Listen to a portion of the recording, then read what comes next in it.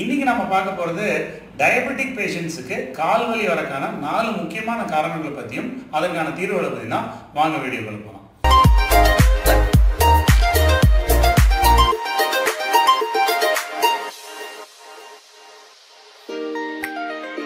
இந்த பதிவினை கண்டுகொண்டிருக்கும் அனைத்து நண்பர்களும் வாழ்க வளமுடன். நானும் டாக்டர் கார்த்திக்.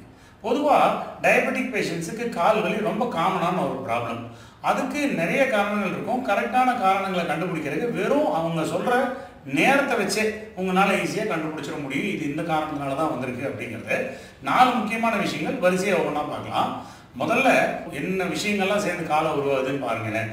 ஒரு எலும்புகள், அப்புறம் சதைகள், நரம்புகள், இரத்த நாளங்கள், இந்த 4 விஷயங்களுமே ப்ராப்ளம் வரலாம். இதில் 4 எங்கே ப்ராப்ளம் வருதுங்கிறத பொறுத்து வலியோட டைமும் இருக்கும்.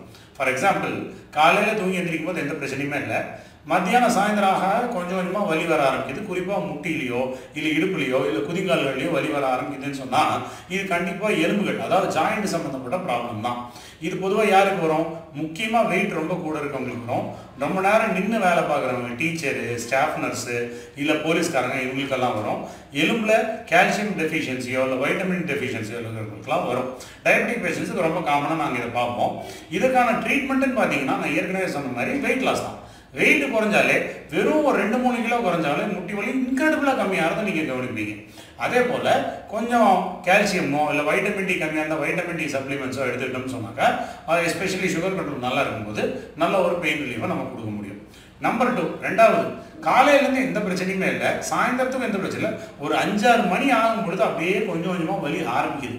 அப்படியே ஒரு எரிச்சலாகவோ குத்தலாகவோ குடைச்சலாகவோ நைட்டு தூக்கத்தில் தூங்கவே விடாத அளவுக்கு நைட்டு வெடுக்குன்னு பிடிங்கி இழுக்கிற கெண்டை பிடிக்கிற மாதிரியோ இந்த மாதிரியெல்லாம் நடந்ததுன்னா அது டயபெட்டிக் நியூரோபதி. சுகர் பேஷண்ட்ஸுக்கு ரொம்ப காமனாக, குறிப்பாக குளிர்காலத்துலேயோ இல்லை ரொம்ப வெயில் காலத்துலையோ, அதாவது கிளைமேட் மாற்றங்கள் வரும் பொழுது இந்த ப்ராப்ளம் வரும். சுகர் கண்ட்ரோல் நல்லா இருந்தவங்களுக்கு ரொம்ப அதிகமாகவே வரும். இது டயபெட்டிஸ் நரம்புகளை பாதிக்கிறதுனால வர ப்ராப்ளம். இதை சரி பண்ணுறதுக்கு நம்பர் 1 சுகர் கண்ட்ரோலு, நம்பர் 2 வலி இல்லாமல் இருக்கிறதுக்கான சில மாத்திரைகள்லாம் இருக்குது. இதெல்லாம் போட்டோம்னா ஓரளவுக்கு ரெக்கவர் ஆகிடும். என்ன ஒரே ஒரு விஷயம் சொன்னாக்கா, இது ஒரு சீசனல் ப்ராப்ளம்னால கொஞ்சம் கிளைமேட் மாறும் பொழுது இது சரியாகிவிடும். Number 3, claudication pain. இது ரொம்ப முக்கியமான ஒரு ப்ராப்ளம். இந்த காலில் ஏதாவது ரத்த நாளங்கள், பிளட் வெசல்ஸ்ன்னு சொல்கிற ஆர்ட்ரிஸில் பிளாக் வந்துச்சுன்னா இந்த ப்ராப்ளம் வரும். இது எப்படி வரும்னா, ரொம்ப டிப்பிக்கலாக நார்மலாக ஒன்றும் இருக்காது. கொஞ்சம் தூரம் நடந்தோன்னா கெண்டைக்கால வலிக்கும். சரி, கெண்டைக்கால் வலிக்குதுன்னு சொல்லி கொஞ்சம் ரெஸ்ட் எடுப்போம். ரெஸ்ட் எடுத்துட்டு வலி சரியாக போயிடும். மறுபடியும் நடந்தால் ஒரு அதே டிஸ்டன்ஸ் நடக்கும்போது மறுபடியும் கால் வலிக்கும். ஒரு குறிப்பிட்ட தொலைவுக்கு மேலே கால் வலி வர ஆரம்பிச்சிடும். மறுபடியும் ரெஸ்ட் எடுத்துட்டு தான் நடக்கணும் அப்படிங்கிற மாதிரி ஒரு கண்டிஷன் ஆகும். இது கிளாடிகேஷன் பெயின். காலில் ரத்த ஓட்டம் குறையும் பொழுது அந்த வலி வருகிறது. கொஞ்சம் ரெஸ்ட் எடுக்கும்போது அந்த காலில் ரத்த ஓட்டம் திரும்ப வந்ததுனால சரியாது. மறுபடியும் நடக்கும் பொழுது மறுபடியும் ரத்த ஓட்டம் குறையும் போது வருது. இது ஒரு டேஞ்சரஸான கண்டிஷன். இது பெரும்பாலும் ஸ்மோக்கர்ஸ், சுகர் ரொம்ப மோசமாக பல வருஷமாக இருக்கிறவங்களுக்கோ சிகரெட் ரொம்ப குடிக்கிறவங்களுக்கோ வரும். இதை கவனிக்காம விட்டோம்னா காலில் கீது புண்ணாச்சுன்னா ஆறவே ஆறாது. சில சமயம் விரலையோ காலையோ எடுக்கிற அளவு கண்டிஷன் கூட வந்துடும். இதற்கான ட்ரீட்மெண்ட் என்ன அப்படின்னா, நம்பர் 1 சுகரை நல்ல கண்ட்ரோலில் வச்சுக்கிறது. நம்பர் 2 உங்களோட ஸ்மோக்கிங் ஹேபிட்லாம் இருந்தால் அறவே நிப்பாட்டிடுறது. நம்பர் 3 இதுக்குன்னு சொல்லி சில பல எக்ஸசைசஸ் எல்லாம் இருக்குது. இதெல்லாம் ஃபாலோ பண்ணிட்டு ஒரு சில மெடிசன்ஸும் இருக்குது. இதை ஃபாலோ பண்ணோம்னாலே இந்த ப்ராப்ளம், கிளாடிகேஷன் ப்ராப்ளம் சரியாயிடும். நம்பர் 4, 4வது ஒரு வலி வரும். இந்த வலி எப்படின்னா, காலையில் எந்திரிச்சா டைட்டாக இருக்கும் இடுப்புலலாம். அப்படியே கொஞ்சம் எந்திரிச்சு அப்படியே இறுக்கி பிடிச்ச மாதிரி இருக்கும். இல்லை இடுப்புல வலியெல்லாம் வரலன்னா எந்திரிச்சு 4 அடி நடக்கும்போது குதிங்கால நொண்டி நடக்கிற மாதிரி இருக்கும். ஒரு 10 அடி நடக்கிற வரைக்கும். ஸோ ரொம்ப நேரம் உட்காந்துட்டோ ரொம்ப நேரம் படுத்துட்டோ எந்திரிச்சா இடுப்புலையோ இல்லை குதிங்கால்லையோ வலி வருதுன்னு சொன்னாங்க. இது மஸ்குலோஸ்கெலிட்டல் ப்ராப்ளம், அதாவது சதைகள் இல்லை வர ப்ராப்ளம்.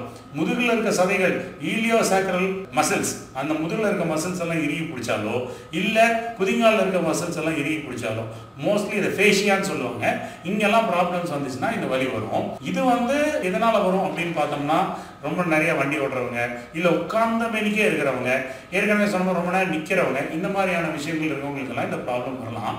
இது டயபெட்டிக் பேஷண்ட்ஸுக்கு ரொம்ப காமனாக நாங்கள் பார்க்குறது. டிப்பிக்கலாக நான் ஏற்கனவே சொன்ன மாதிரி ஆரம்பிச்சோன்னா ரொம்ப வலியாக இருக்கும். அப்புறம் கொஞ்சம் நேரத்தில் அப்படியே சரியாயிடும். துணி 4 அடி நடந்தால் சரியாயிடும். எந்திரிக்கும் போது முதுகு டைட்டாக இருக்கும். அப்புறம் கொஞ்சம் அப்படி ஸ்ட்ரெச்சிங் எல்லாம் பண்ணால் சரியாயிடும்.